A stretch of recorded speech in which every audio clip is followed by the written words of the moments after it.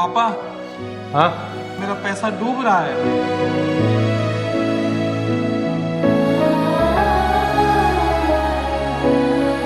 कितने टाइम के लिए इन्वेस्ट किया था? पता नहीं, बस लगा था कि जल्दी पैसा बन जाएगा।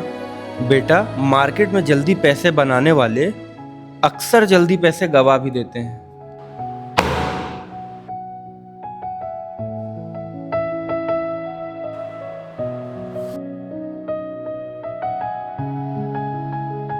इन्वेस्टमेंट का मतलब कल अमीर होना नहीं है, अपने कल को आज से बेटर बनाना है। ले बेटा, ये देख।